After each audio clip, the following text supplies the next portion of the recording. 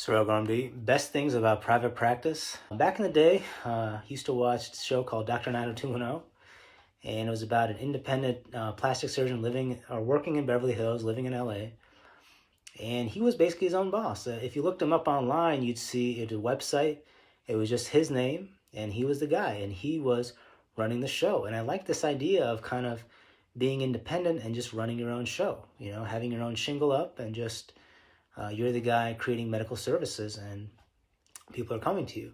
And if you like that idea of kind of being independent and kind of being on your own and you against the world and that whole sort of thing, then private practice radiology is for you, because that's what private practice radiology is.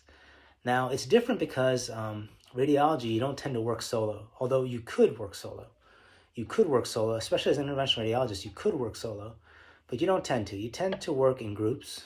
Group size could be 5 people, 10 people, 20 people. It could be 50 people. It could be 100 people.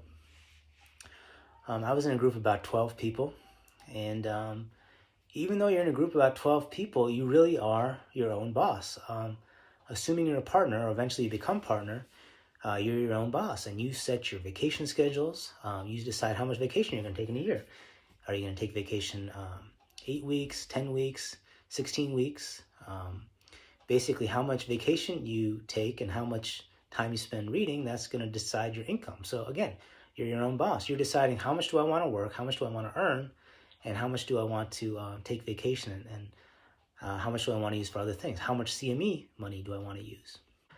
Next thing, what I liked about private practice, again, just keeping it real, is free food and free coffee. I was working private practice. There was not a single day that I had to pay for breakfast, lunch, dinner, or a coffee break, or dessert too. Everything was paid for by the hospital. And this is just one of those perks of being in private practice.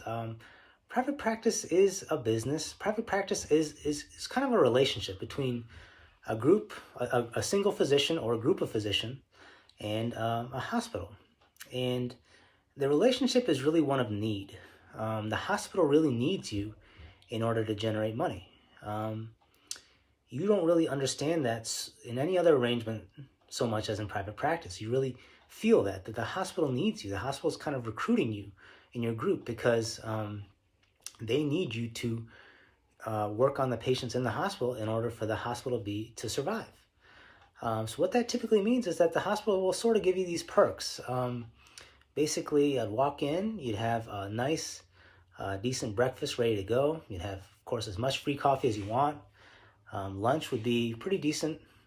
Lunch would be basically, 3 or 4 warm items, entrees and sides, full salad bar, any drink you want. And then, dinner.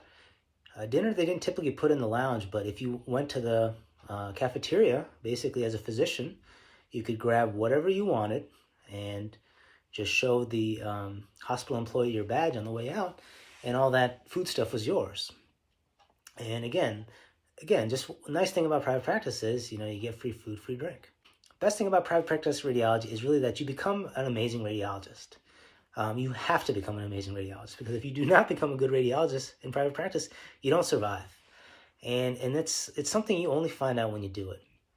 Private practice radiology, you basically are the guy. You have to do it all. And you will get to practice in your subspecialty. So for example, I'm an IR, and I was practicing probably about 50% dedicated IR.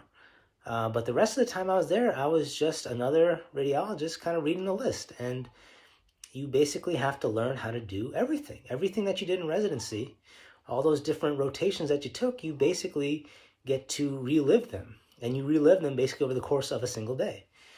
You might start off the day doing fluoro procedures.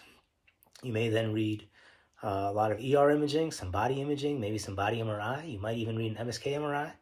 Then you might have to jump in and do a paracentesis. And you have to jump back out and maybe do a breast biopsy. And then maybe jump back on the list and read some mammograms. And then read some complex neuro MRI before the day is done. And I'll tell you, there are physicians in private practice that are incredibly good at doing all of that. And in fact, they do all of that. And they go home at 4:30 and they're back the next day and they're cranking on it again. and they are extremely productive, whether by just the sheer number of cases or if you count the RVUs, they're extremely productive. They're good. They know how to interpret fast. They know how to get to the point, dictate what's really on their minds, what's really important for the clinicians, put it out there. And they're just doing it day in and day out. And I'll tell you, it's certainly not for everybody, because the pace, the ferociousness of it is really not for everybody. It's almost like it's really not for me. I enjoyed it while I was doing it, but I don't think it's quite for me. But if you want to be an incredible radiologist using all of your skills, this really might be for you.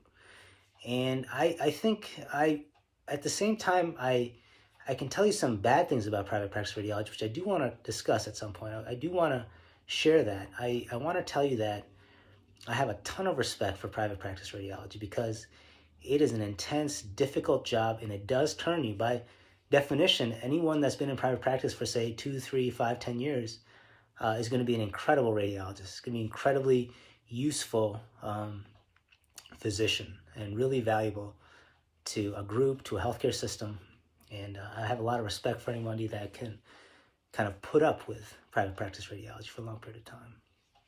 So that's what I got to say about private practice radiology.